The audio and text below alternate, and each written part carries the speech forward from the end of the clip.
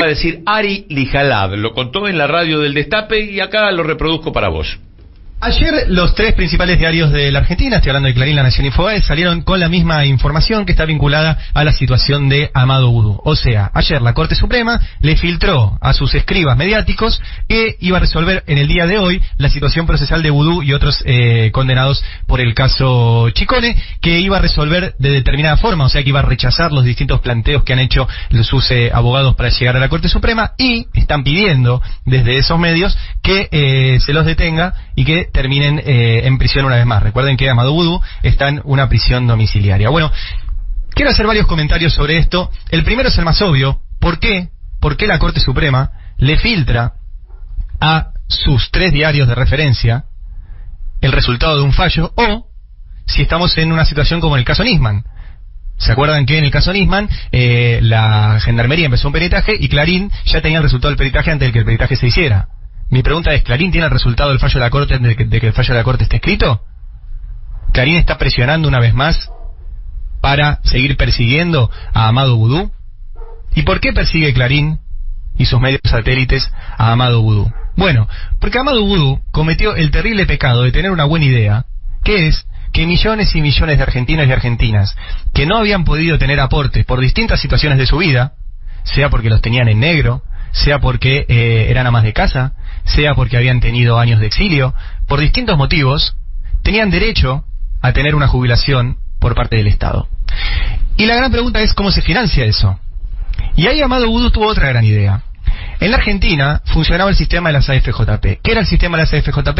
Era una estafa a las personas que lo utilizaban, por las cuales les decían que, gracias a su propio mérito, y no al sistema solidario como funcionara de las jubilaciones, iban juntando plata a lo largo de su vida laboral, se la iban dando a una administradora de fondos jubilatorios, eso era la FJP, que se las guardaba y se la cuidaba para que cuando se jubilara la tuviera, porque con su propio esfuerzo y su propio sudor había podido guardar ese dinero. Ese era el modelo de las FJP, contrario al modelo solidario que tenemos actualmente, en el cual los que trabajamos hoy, que somos muchos más, sostenemos a los que trabajaron ayer, en una pirámide que se achica hacia arriba, y por lo tanto con los aportes que hacemos hoy podemos sostener a los jubilados de hoy, y cuando nosotros seamos jubilados nos van a sostener los trabajadores de ese momento. ¿Qué se le ocurrió a Amado Vudú? Dijo, eso es una estafa. ¿Por qué? Porque lo que hacían las AFJP con la plata de esos jubilados era timbearla, prestársela a empresas que en realidad eran de las mismas AFJP, y el caso de Clarín fue el más claro. Clarín tenía una AFJP propia, que administraba dinero de jubilados que lo querían guardar ahí. Con ese dinero de los jubilados, la FJP de Clarín compraba acciones de Clarín a un precio inflado. Compraba acciones que valían 3 pesos, las compraba a 10. O sea, Clarín se financiaba con la plata de los jubilados que ponían en la FJP, y esa FJP como unidad de negocios le daba el dinero a la otra unidad de negocios, que era el Grupo Clarín, comprándole acciones a un precio inflado. En una estafa tremenda con la plata de los jubilados. Tremenda. Cuando a Amado Vudú se le ocurre decir, no, volvamos al sistema de reparto, al sistema solidario, jubilatorio, y estaticemos las AFJP, y que sea el Estado el que ordene esto, entre otras cosas lo que hizo fue que las AFJP, que tenían acciones de un montón de empresas por esta estafa que hacían con la guita de los jubilados, pasaran a estar manejadas esas acciones por el Estado. Por eso el Estado hoy tiene acciones en todas las empresas que estafaron a los jubilados. Tiene acciones en el Banco Macro, que ahora vamos a hablar, porque en la condena Vudú también hay que hablar del Banco Macro y de Jorge Brito. Tiene acciones en un montón de empresas de energía, como las empresas petroleras. Tiene acciones en Techín, tiene acciones en el Grupo Clarín, y tiene acciones en un montón de empresas que le dan participación al Estado en lugares centrales de la economía. Y creó en ese momento Amado Vudú el Fondo de Garantía de Sustentabilidad, que llegó a ser la caja más grande del Estado, y cuya lógica era, con el dinero que se reúne en ese Fondo de Garantía de Sustentabilidad, no se timbea en el sistema financiero, sino que se utiliza para emprendimientos productivos, que esos emprendimientos productivos generen trabajo, que ese trabajo genere aportes, y que esos aportes vayan al sistema de seguridad social en un círculo virtuoso. Que el macrismo rompió. Cuando asumió el macrismo, lo que hicieron fue vaciar ese Fondo de Garantía de Sustentabilidad, ponerlo a timbear, le hicieron perder la mitad del dinero en dólares. Cuando lo dejó Amado Vudú, ese Fondo de Garantía de Sustentabilidad valía 80.000 millones de dólares. Cuando lo dejó Macri valía 30.000. En dólares perdieron, más de la mitad. Y el terrible delito que cometió Vudú es tener esas ideas. Es no conformarse con que teníamos un país en el cual las grandes corporaciones creaban a FJPs para estafar a los jubilados diciéndole que le iban a cuidar la plata, cuando en realidad se la estaban quedando ellos. Fue un negoción que les arruinó. Y eso no se lo perdonaron nunca. Se lo perdonaron nunca. Así se armó la causa Chicone.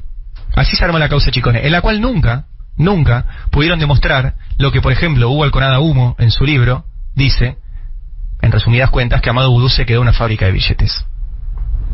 Instalaron que Amado Vudú se quedó una fábrica de billetes, cuando en realidad lo que hizo Amado Vudú fue cortarle la fábrica de billetes que tenían ellos con la plata de los jubilados. Porque eso fue lo que pasó. Además, en el caso de Chicone, hicieron un juicio con un tribunal entre cuyos jueces estaba Pablo Bertuzzi. Y Macri le prometió a Pablo Bertuzzi que si lo condenaba a Vudú, le iba a premiar con un cargo en la Cámara Federal. Y cumplió. Bertuzzi lo condenó a Vudú y Macri lo puso a dedo en la Cámara Federal, lugar en el que está hasta el día de hoy, gracias a un fallo de esta misma corte que le filtró a los medios que hoy va a resolver sobre el caso de Vudú. La misma corte. Un juicio que estuvo totalmente viciado de nulidad, porque el testigo clave, que es Alejandro Van der Broele, y lo de clave no lo digo yo, si ustedes se toman el trabajo de leer los fundamentos de los jueces, lo que dicen los jueces es que tenían un montón de piezas sueltas, y que el testimonio de Vudú, de Van der Broele, les permitió colocar a Vudú en el centro de la escena y unir esas piezas.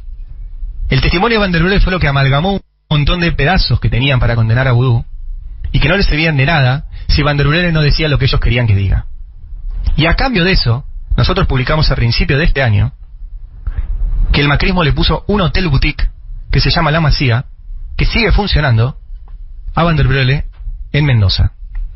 Le pagaron con un hotel un testimonio para condenar a Vudú, porque Vudú les había cagado un negocio que consistía en estafar a los jubilados.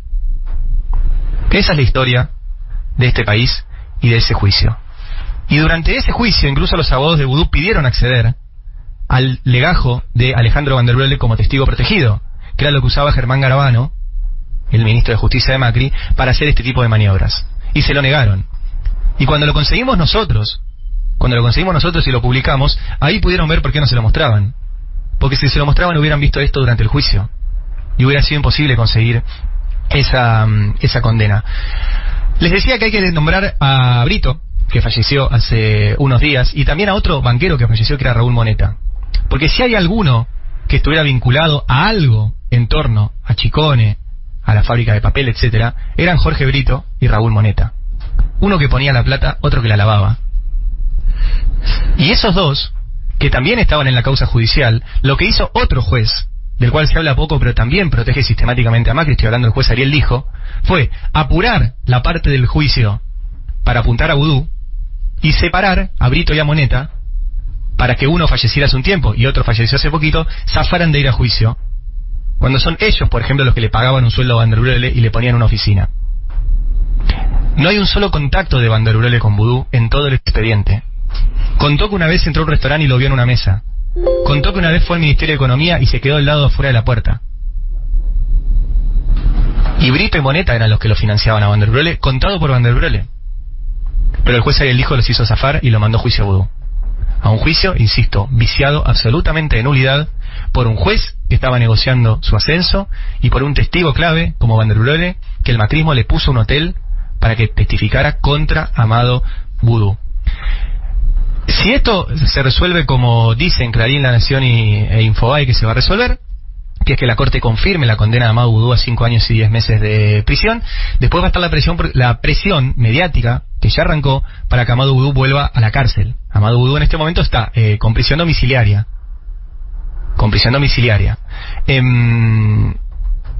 Y la verdad que sería muy duro, en este año ya duro de por sí, que en este gobierno volvamos a tener una Navidad con presos políticos.